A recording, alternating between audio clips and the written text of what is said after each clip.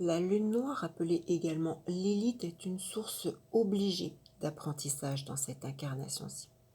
Sur le plan de la santé, avec ce positionnement, on a bien évidemment une fragilité osseuse, des problèmes d'ostéoporose, par exemple, des fractures à répétition. Ces personnes peuvent être sujettes aux ongles cassants, une paralysie physique ou des membres ankylosés, des problèmes articulaires, de cartilage sont bien présents, notamment au niveau des genoux, avec la possibilité d'une pose de prothèse à un moment donné de la vie. Dans d'autres cas, il y a une surdité prédisposée. L'ablation de la rate a pu être envisagée à un moment de l'existence.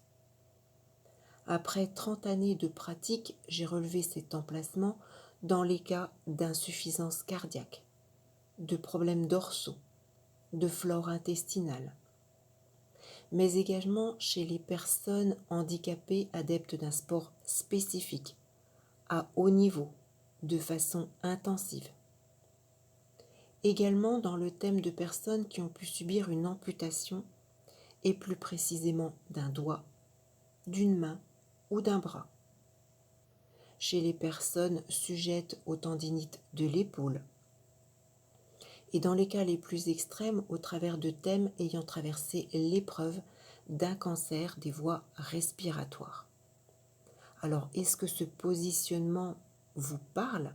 Est-ce que vous avez constaté l'une de ces descriptions avec une lune noire en maison 10 dans un thème d'un proche, d'une connaissance, d'une célébrité, d'une étude?